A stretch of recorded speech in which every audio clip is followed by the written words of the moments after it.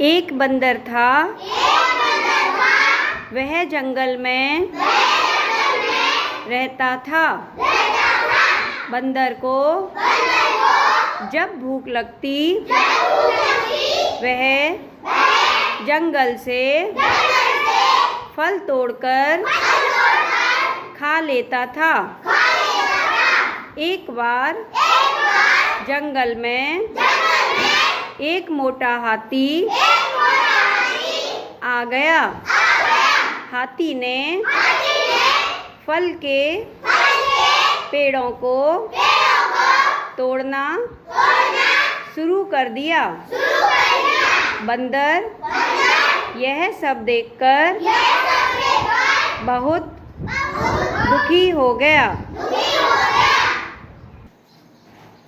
एक सुंदर सी तितली थी। उसका नाम रानी था। उसके पंख रंग बिरंगे थे। रानी एक छोटे से फूलों के बगीचे में रहती थी। दिन भर रानी फूलों का रस पीती थी और इधर उधर घूम घूम कर फूलों पर बैठ जाती थी। कभी कभी रानी उड़ती हुई आसमान में चली जाती थी। स्कूल में यह जगह हमेशा खाली पड़ी रहती थी। हम सब ने मिलकर इसकी साफ सफाई की। फूलों के पौधे लगाए, पौधों की देखभाल की और उन्हें सींचा भी। अब फूल खिल गए हैं। स्कूल बहुत सुंदर लगने लगा है। मैडम ने बताया यह सब मिलजुल कर काम करने का फल है। फूलों के बीच हम सभी की फोटो ली गई। पुष्पेंद्र और पुष्पा के पिताजी का तबादला हरियाणा हो गया है। अब दोनों बहुत उदास हैं क्योंकि अब उनका विद्यालय भी बदल जाएगा। उनके दोस्त छूट जाएंगे। उनकी प्यारी बकरी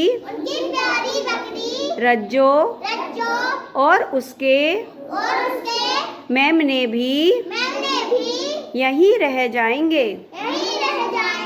पुष्पा की मम्मी बताती हैं कि रज्जो और उसके बच्चे उनके साथ ही जाएंगे।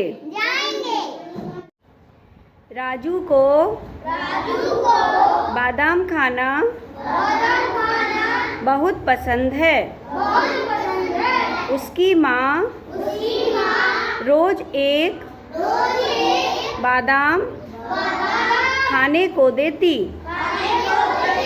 राजू एक से अधिक बादाम खाना चाहता।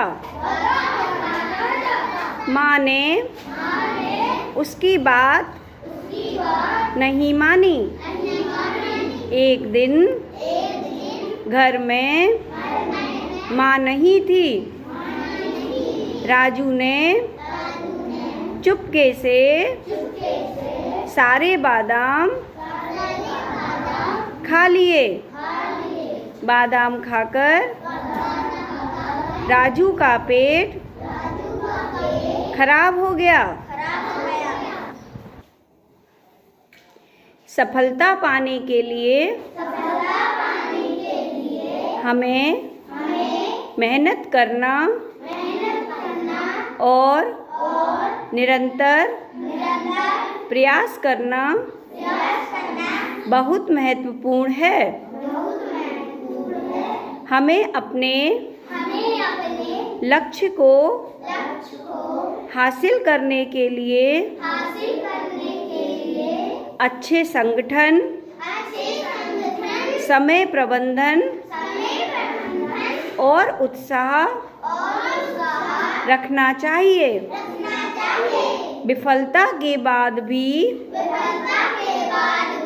हमें हार नहीं माननी चाहिए, बल्कि नए संकेतों से उठकर फिर से प्रयास करना चाहिए।